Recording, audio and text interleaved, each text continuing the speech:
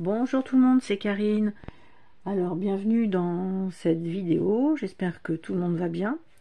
Alors aujourd'hui je vous retrouve parce que je vais faire le vlog donc de Hugues, donc de la chaîne Saint-Cide et de la chaîne de Valérie Mariotte.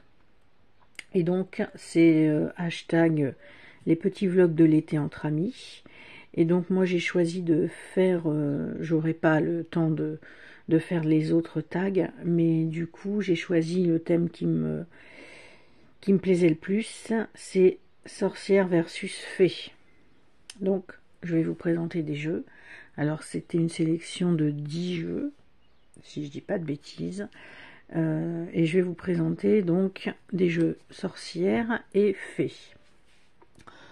Alors moi, contrairement à Valérie, quand j'ai regardé sa vidéo, qui disait qu'elle n'avait pas beaucoup de jeux de sorcières et plus de jeux de fées, alors moi c'est l'inverse, même si j'ai quand même ouais, pas mal de jeux sur les fées, mais j'en ai beaucoup plus sur les sorcières.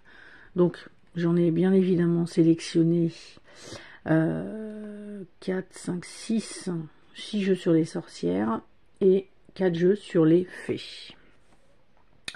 Donc je vais commencer par les fées. Donc j'ai choisi donc celui-ci qui est un oracle, donc Fairy Blessing Cards de Lucy Cavendish et voilà, et illustré par Amy Brown. Alors j'ai pris celui-ci parce que j'ai aussi ça d'Amy Brown, celui-ci, donc le Fairy Wisdom Oracle, qui est magnifique, mais Valérie l'a présenté. Donc je voulais changer un peu. Donc ça c'est un oracle alors que j'ai depuis un petit moment, voilà, 2019, blueangelonline.com, bon, des éditions Blue Angel, voilà. Donc il arrive dans une boîte en dur. Alors c'est un oracle qui est en anglais et ah, ou alors il vient de... Je crois bien que c'est celui-ci qui vient de sortir. Oui, celui-ci vient de sortir en français. Voilà, je crois que je l'ai vu passer l'autre jour en français. Donc moi, c'est du papier qui fait un peu ancien, là, qui est un petit peu jaune. Voilà, donc vous avez une page entière donc, sur la carte. Voilà. Mais il n'y a pas de... Oui, il y a des... Voici. Au moment où j'allais dire, il n'y a pas d'illustration, en fait, il y en a. Mais par exemple, vous voyez la carte 10, la carte 11, 9, 8, il n'y a pas les illustrations correspondantes. Mais bon, ma foi, c'est pas très grave. Donc là, c'est un format classique oracle. Les tranches sont neutres, le dos est comme ceci. Bon, la luminosité, là, je sais pas trop comment faire. J'espère que vous voyez bien. Voilà. Donc, enfin, moi, je trouve que... Parce que je crois que j'ai un autre jeu aussi d'Amy Brown. On reconnaît vraiment son style. Hein, sa façon de dessiner. L'effet. Donc, voilà. Là, c'est vraiment...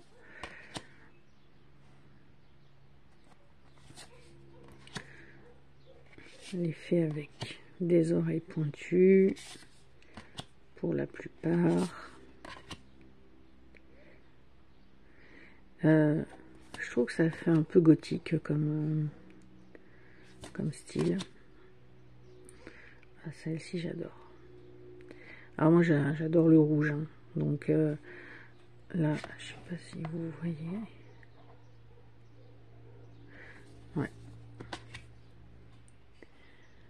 J'adore le rouge, j'adore le noir. J'adore le violet. Voilà. Avec des dragons. Ça me rappelle un petit peu comment dire, le style de dessin un petit peu aussi de d'Anne Stock.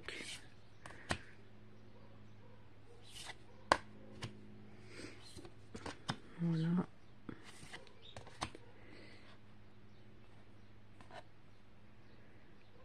Hop. Avec des grandes ailes, des arbres, voilà, ça fait très nature aussi.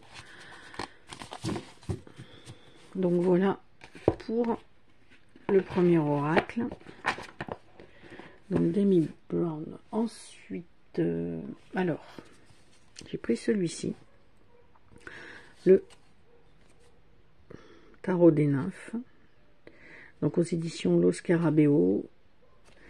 Que j'avais donc illustré par Mauro De Luca. Que j'ai acheté en fait il n'y a pas si longtemps que ça. Alors je sais pas, lui par contre il doit dater un petit peu. Hein. Oui, bah 2014, vous voyez. Donc 2014, mais je l'ai acheté d'occasion. Il y a, je sais pas, peut-être un an, je sais plus trop sur Vinted, comme j'achète quand même beaucoup de jeux sur Vinted, je sais plus trop les dates, même si tout est noté dans un cahier. Donc c'était à l'époque, il y avait encore donc des livrets multilangues, dont le français, parce que j'en ai des jeux, en fait il n'y a pas le français. Donc voilà le style d'illustration. Donc là, bah, c'est le dos est comme ceci. Bon bah voilà, c'était, alors le tour là il est bleu clair en fait, hein. Vous voyez peut-être pas très bleu à la caméra, bleu, ouais, bleu vert quoi, mais très clair. Et alors par contre, hop, oui bah c'est pas plus mal, parce qu'en fait sur ce jeu là, vous voyez, il y avait des fois les noms des cartes écrits en anglais, en allemand, en français, en espagnol.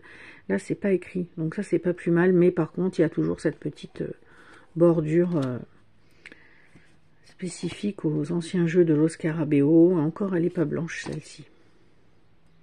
Et donc, c'est qualité Lo Scarabeo, quoi. Mais je trouve les dessins très très beaux. Et ce jeu-là, en tout cas moi quand je l'ai acheté, il était... par contre il y a un peu de nudité, mais bon, rien de grave non plus.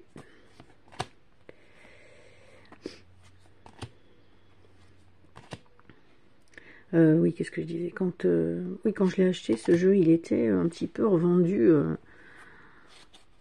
un petit peu cher. Et là, moi, je l'ai trouvé... c'est pour ça que je l'ai pris en fait, hein.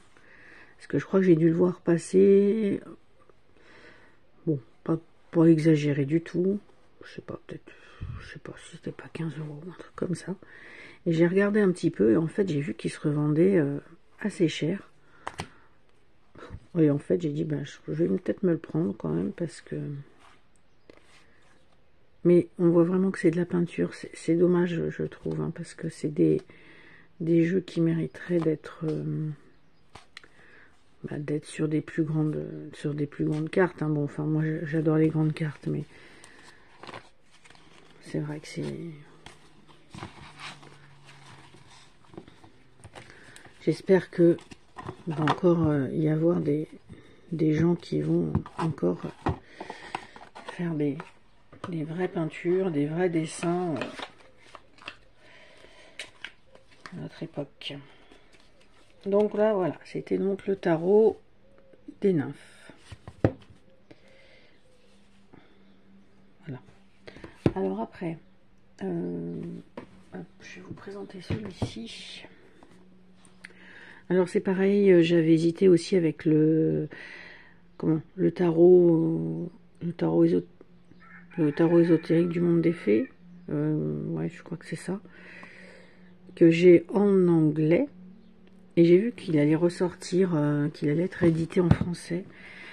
Et c'est un jeu que j'aime beaucoup. Alors je vais voir s'il sort, si j'arrive à le trouver peut-être d'occasion, à me prendre quand même la version française. En tout cas, le tarot des fées victoriennes, qui lui est comme le tarot ésotérique du monde des fées, l'édition Ada, qui date un peu aussi, et qui est revendu ouais, comme assez cher. Mais celui-là est vendu plus cher que le tarot ésotérique du monde des fées. Et donc j'étais super contente quand je l'ai trouvé à un prix, alors bien sûr pas 25 € non plus, mais franchement raisonnable par rapport à du 70 ou 90 € quoi. Donc je l'ai pris parce que celui-là ça faisait vraiment partie des jeux que je voulais absolument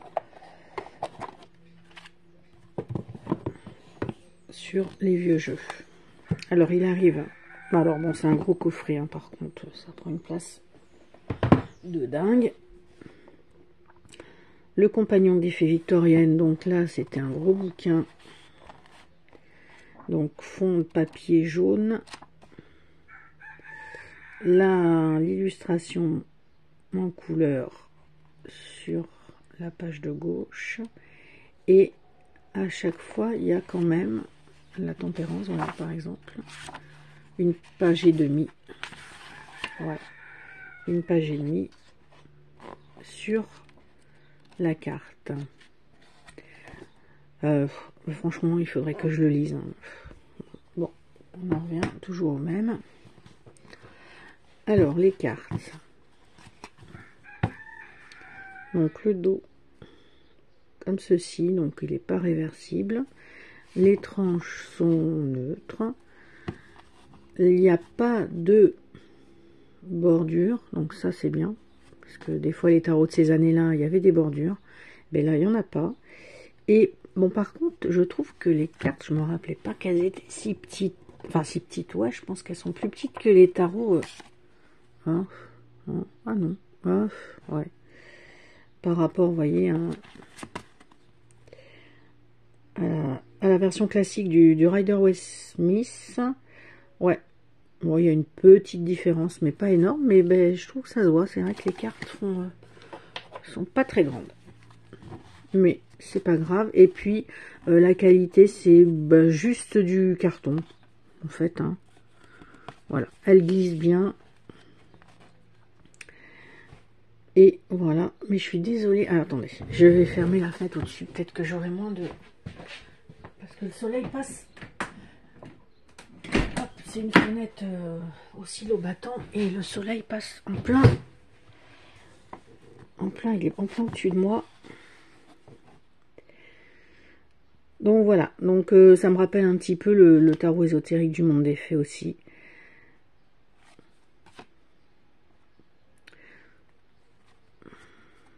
Alors, il y a plein de détails. Donc là, par exemple, vous voyez au fond... Bon, ça va pas faire la netteté.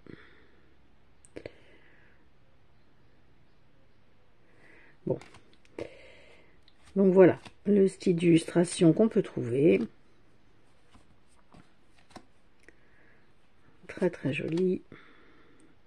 Il y a certaines illustrations, il y a vraiment plein de choses à voir sur les cartes. Parce que globalement, c'est quand même des cartes assez chargées. Avec plein de petits détails.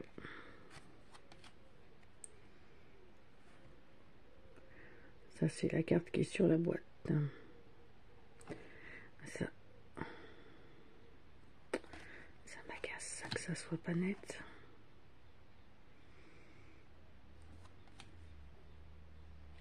Et puis, par contre, du coup, ça a été renommé. Hein. Les cartes ont été renommées. Donc, cette de la cour d'été. Le marché du lutin. Alors, le lutin, il a une tête.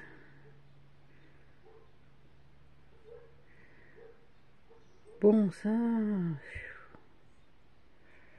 Bon, désolé.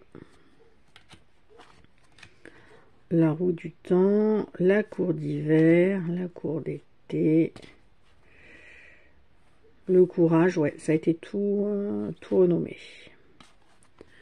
Donc voilà, ça c'était le tarot des fées victoriennes. Bon, je pense que tout le monde le connaît, ce tarot. Je range, hein, parce que sinon je ne m'en sors pas.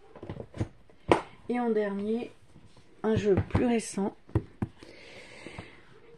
Le tarot des fées et des créatures enchantées, qui est sorti aux éditions Médicis. Donc voilà, texte de Francesca Matteoni, illustré par Otto Gabos, que j'avais vu sorti en anglais. J'avais hésité, puis après j'avais dit oh non. Et puis en fait, quand j'ai vu qu'il sortait en français, et surtout le type d'illustration, ça change, c'est rigolo, c'est franchement, c'est décalé, comme j'aime quoi. Donc il y a un petit guide, enfin non, un bon guide hein, d'ailleurs, en couleur. Alors la place des fées dans ce tarot, voilà. Et donc vous avez la carte pleine page couleur, et puis un petit texte sur la carte, avec la légende qui correspond à chaque fois. Donc par exemple, Angoana, créature des sources et des rivières. Angoana vit dans les Alpes, dans le nord-est de l'Italie. C'est un esprit de la nature, une petite fille ou un enfant disparu prématurément. Une femme qui se cache dans la forêt. Voilà. Et après, sur les mineurs, bah, vous avez la carte en plus petite et puis le texte à côté. Ça arrive donc. Alors, il y a la grande boîte, plus après, le jeu est dans une petite boîte. Après, si on veut emmener que le jeu, c'est pas mal aussi. Bon, ça fait double emballage, mais la boîte est pas très grande, donc ça va. Et alors donc, là, ce que j'adore, alors, le dos est comme ceci, c'est des fleurs très jolies. Les tranches sont neutres, très bien. Et les cartes sont sans bordure, grandes et glossy. Mais moi, j'aime bien le glossy, hein, j'avoue. Alors, grande, oui, elles sont quand même plus grandes que un tarot classique. Voilà, ça j'adore. Ça, c'est typiquement le jeu, en termes de qualité en tout cas, que j'adore. Et alors là, vraiment, j'ai vraiment pas regretté. Alors, très coloré, très coloré, très chargé aussi. Moi, j'aime bien les jeux chargés. Et puis, et en plus de ça, rigolo. Ils ont des têtes, j'adore, non franchement j'adore ce jeu quoi. Alors le 9 d'épée, pas commode, fait vraiment peur ce personnage.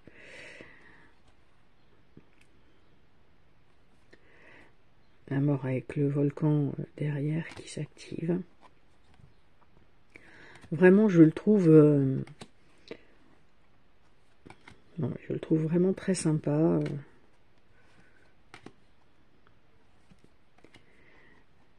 Voilà, ça fait le dieu Pan, on dirait.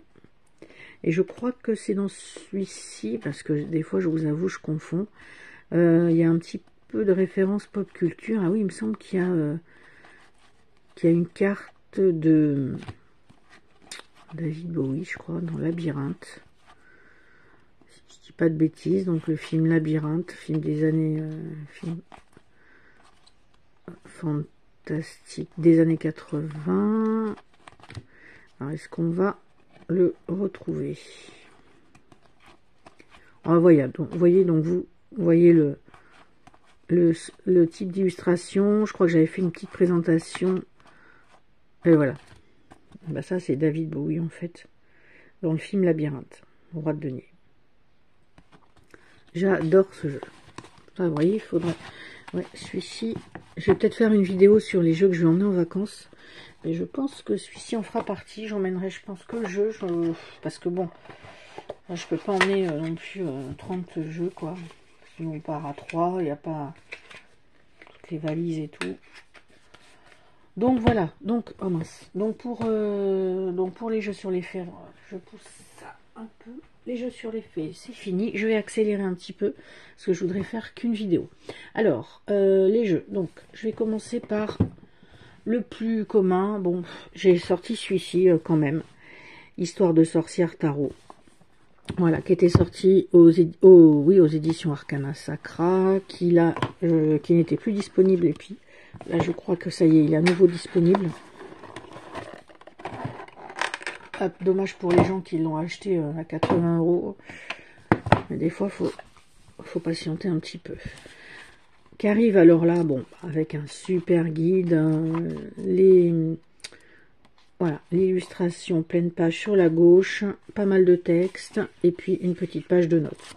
Bon, je vais le passer un petit peu vite, hein, puisque vous le connaissez, mais j'ai hésité aussi avec l'oracle, parce que j'aime beaucoup l'oracle, que j'ai en anglais aussi, donc là c'est pas du tout gênant, je trouve, pour l'oracle, parce qu'en plus il n'y a pas grand chose à traduire, et puis des fois les traductions, bah, je me rappelle, c'est ce que disait une fois Claire de la Lune sur sa chaîne, au début où je regardais, elle disait, des fois il vaut mieux avoir le jeu en anglais, quand c'est un jeu anglais bien évidemment, plutôt que d'avoir après une traduction, voilà, donc là, des illustrations couleurs, très chargées, qui fait, et puis bon, les dessins font quand même, je trouve, assez moderne, même si la sorcière n'est pas forcément mise dans une situation moderne, quoique, voilà, la première sur sa moto, bon bah c'est pas des années, c'est pas du Moyen-Âge, quoi. Voilà, donc celle-ci j'adore, voilà, c'est quand même un petit jeu rigolo, sympa, facile à, enfin qui respecte le Rider-Waite-Smith. Voilà, ben là c'est vraiment la petite ambiance magique, très sympa. Le magicien.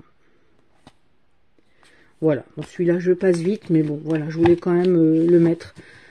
Même si vraiment, voilà, pour moi, les jeux de sorcières, ça a été super dur à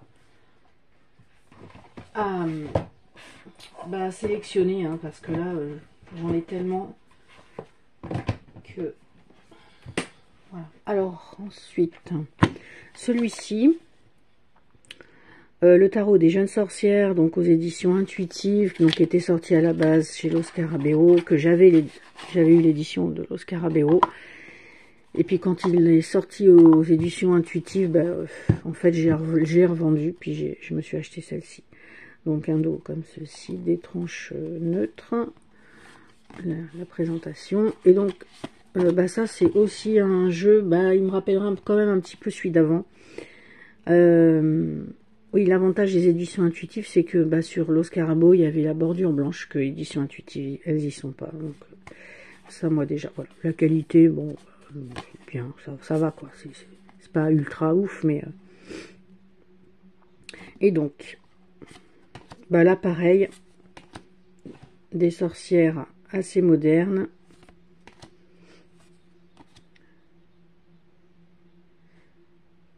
Oh.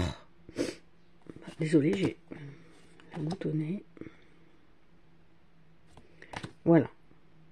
Peut-être que vous le connaissez aussi. Donc très coloré aussi. Faudrait que je le ressorte, mais... Enfin, faudrait que je le ressorte. Il y en a tellement, tellement, tellement.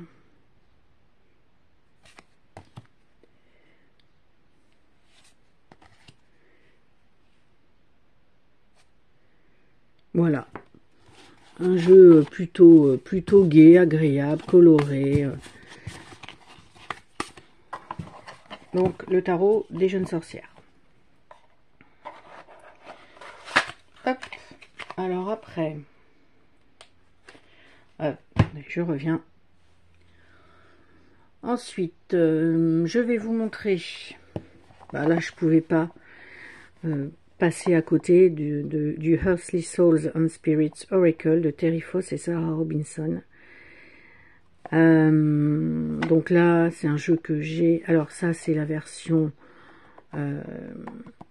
comment dire, classique quand Terry Foss l'a réédité, donc sur MPC. Voilà. Et j'ai aussi deux autres versions. Hein.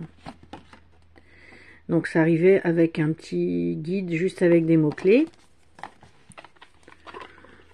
Et ça, c'est un jeu que j'adore. Donc ça, c'est la version, voilà, avec les lunes, le dos blanc-gris, donc avec les lunes. Les tranches sont neutres. C'est glossy. Et c'est donc des peintures.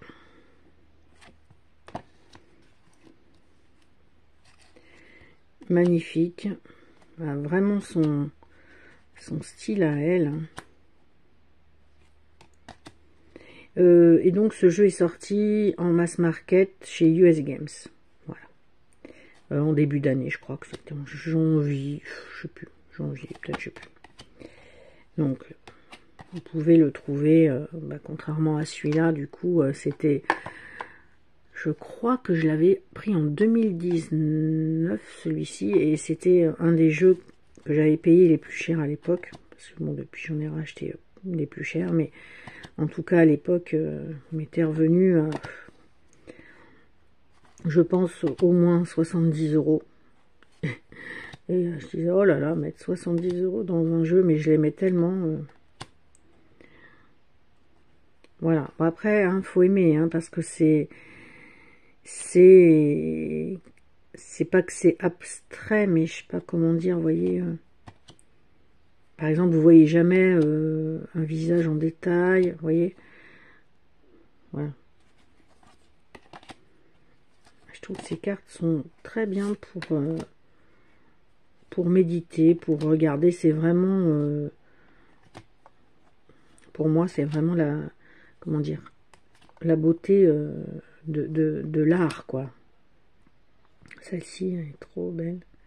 Voilà, il y a beaucoup de chats, bien évidemment. Énormément de chats sur les cartes. Voilà, donc ça, c'est vraiment un jeu que j'adore. Bah, c'est un des... Je l'ai en 3 versions, donc ça, c'est le seul jeu, en fait, que j'ai en autant de versions, quoi. Parce que... Et s'il sort en français, parce que je pense que ça arrivera, je prendrai aussi la version française. Donc voilà. Alors, ah non, attendez, celui-ci ensuite. Le Sagesse de sorcière, Oracle, qui est sorti aux éditions intuitives. Hop. Alors, je vous ai pas pris le tarot de la sagesse des sorcières, puisque comment Valérie l'a présenté.